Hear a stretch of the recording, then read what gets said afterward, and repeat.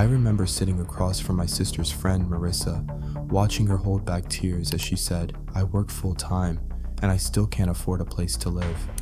It hit me hard, because she wasn't being dramatic, she was being honest. And the truth is, her story isn't rare, it's the new normal. So, my sister has this friend named Marissa. She's 32, works as a medical assistant in a busy clinic, full-time hours, sometimes even extra shifts when someone calls out. She's not irresponsible, she's not lazy, she's just stuck. For years she lived in a small one-bedroom apartment about 20 minutes from her job. Nothing fancy, old carpet, small kitchen, thin walls, but it was home. Her rent used to be manageable. Then last year, her landlord raised it by $480 in one jump, almost a whole extra paycheck.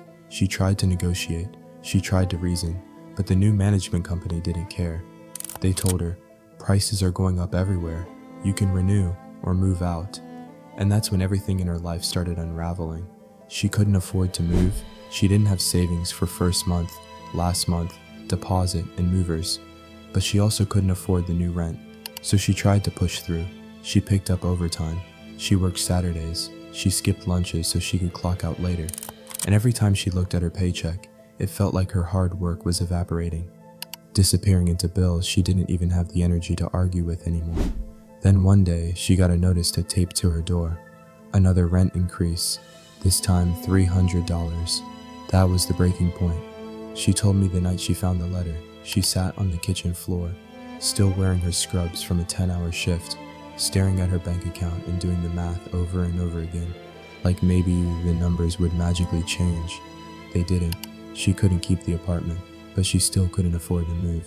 So now, she sleeps in the second bedroom of her coworker's 2-bedroom apartment, basically a storage room with a mattress on the floor. Half her belongings are in her car, the rest are in boxes at my sister's place. She wakes up at 5 a.m., drives to work, works with a smile on her face, and then comes home to a place that was never meant to be hers. And what hurts her the most isn't the inconvenience, it's the shame.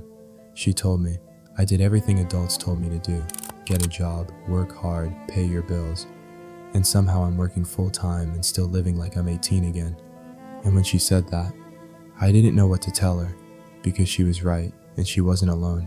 And the thing is, Marissa's story hits harder than most people want to admit, because this isn't just her reality. This is what adulthood looks like for millions right now. Here's the truth most people don't say out loud. In the US, more than 22 million renters are considered cost-burdened, meaning they spend over 30% of their income on rent, and almost half of them spend over 50%. That's not budgeting, that's survival mode, and it gets worse. Rents have risen over 30% since 2020, while wages barely moved. Some cities jumped by 40 to 50%, especially for modest one-bedrooms like the one Marissa lived in. We like to pretend the problem is people aren't working hard enough, but here's the reality. About 1 in 7 full-time workers in the US still can't afford a one-bedroom apartment in their own city. Imagine that. You show up every day, you do everything right, and adulthood still hands you a bill you're not allowed to refuse. That's why her story hits so hard, because it exposes a truth we all quietly fear.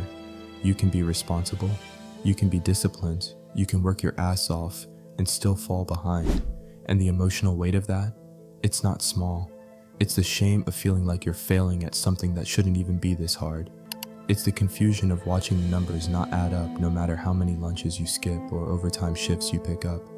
It's the fear of admitting you're drowning, while everyone else on social media looks like they're winning. What happened to Marissa isn't rare, it's the new normal, and that's exactly why it deserves to be talked about. Here's the truth nobody prepares you for. Adulthood will humble you. It will put you in situations you never imagined, like working full-time and still praying your card doesn't decline at the grocery store. But here's the part people forget. Struggling doesn't mean you're failing. It means you're human in an economy that keeps moving the finish line.